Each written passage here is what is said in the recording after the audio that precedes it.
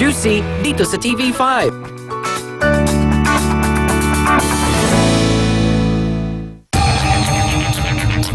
Express Pasabog Top 3, Marvin Agustin. May bagong niluluto. Kilala si Marvin Agustin sa kanyang mga restaurant. Ito ay dahil na rin sa kanyang passion for cooking.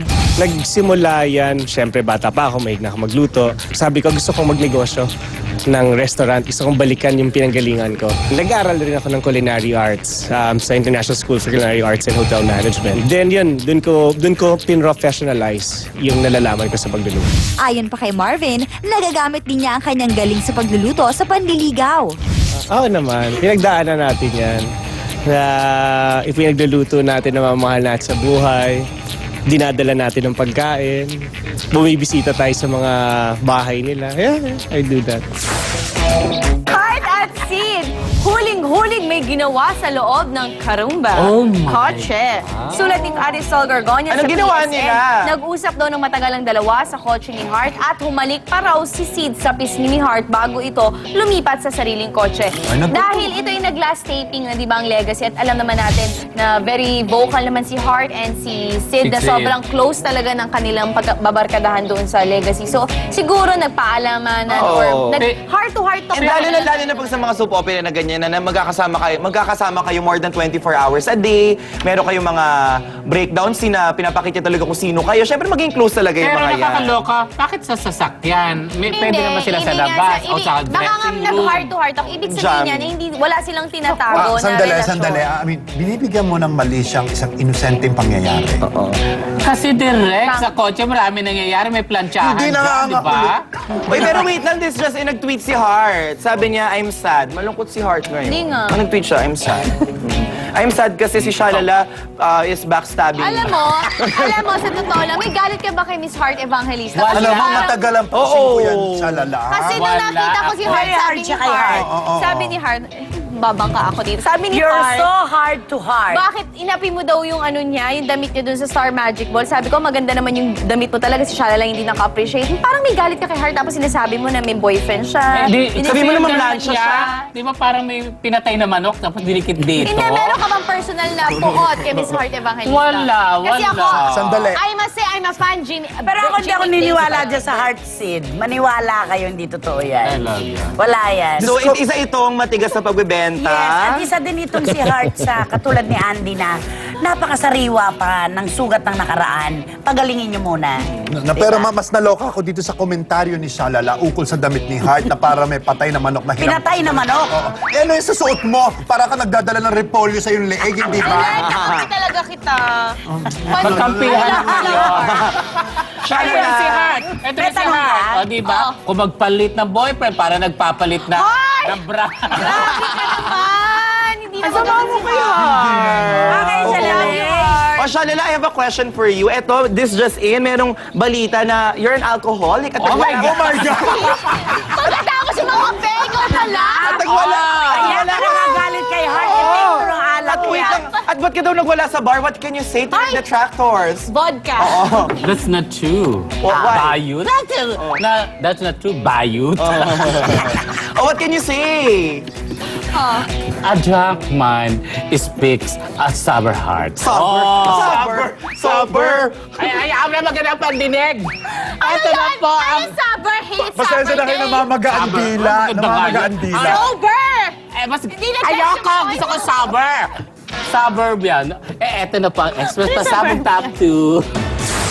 Express Pasabog Top 2, Bibigandang Hari, pinag-agawa ng dalawang lalaki. Isa na namang kaabang-abang na kwento ang inyong matutunghayan sa Untold Stories. Ito ay pangungunahan ng kontrobersyal na si Bibigandang Hari. Kasama rin sina Baron Geisler at Wendell Ramos. Pero ang latest chika, Bibigandang Hari at Zoren Legaspi, maghaharap na. Bibi, handa na nga ba? Zoren, walang problema sa akin kung may magandang proyekto. In fact, tumatakbo sa utak ko yun. Aba, kung may magandang proyekto, as long as okay din sa kanya at sa pamilya niya, total trabaho to, di ba? So, oo. Eto, Yula Caballero wants to work with Piko na siya, megastar ganun siya. Sharon Cuneta next. After superstar Nora Honor and Diamond Star Maricel Soriano, sulat sa pep.ph. At syempre, gusto rin daw makatrabaho ni Yula ang star for all seasons si Miss Vilma Santos dahil wala pang isang taon si Yula talaga namang nakatrabaho na niya ang mga haligi nakasama. talaga ng Bigatin. industry. At magaling yung bata, tanggapin natin, maganda na, magaling, And di ba? David Archuleta, di ba nakasama niya? Yes. Nakasama Okay, niya. congratulations, Yula.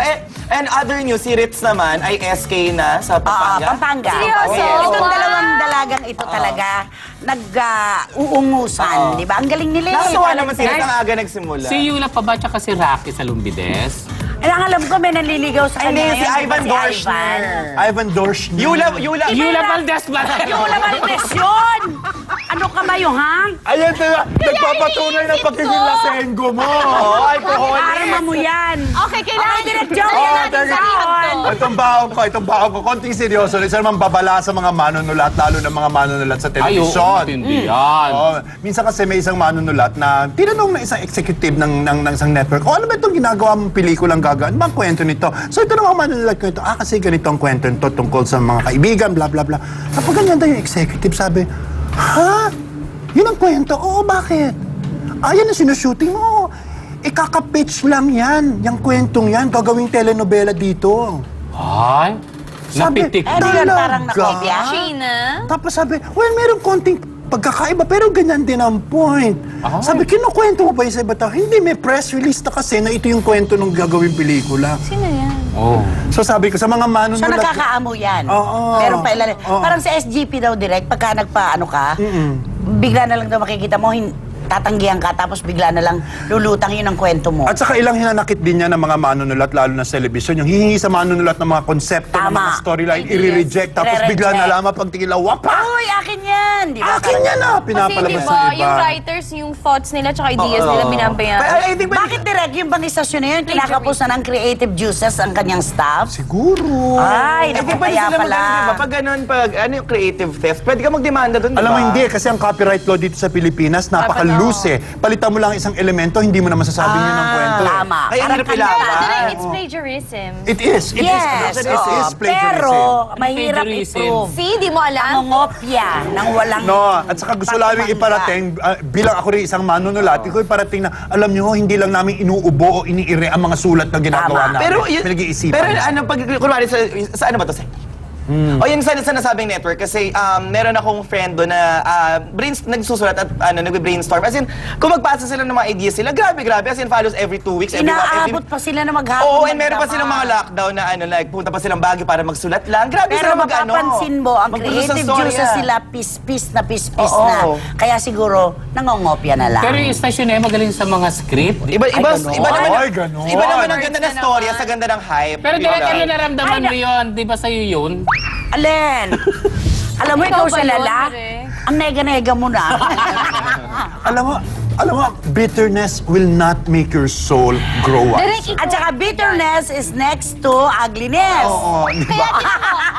Bitterness is the friend of loveliness. Ay, kaya mukha ka ng ampalaya. Look at Ano ba? Ako, ang dami pa po namin kwento dahil Bitter cucumber. si Shalala naman ang pinag-tripan. Bitter gourd, si Shalala. Okay, ang palaya in Ito, short. huling gagawin na siya nag-iinit.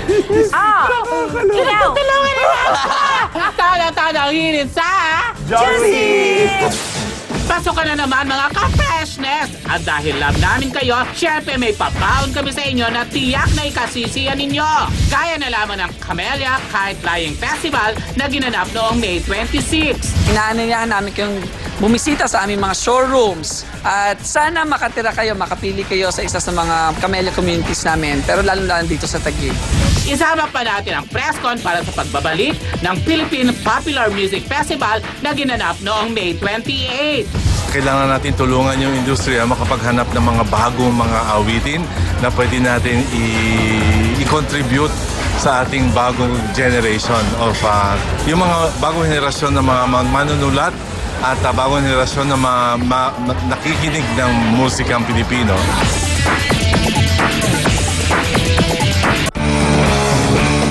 Don't go away. Magbabalik ang Juicy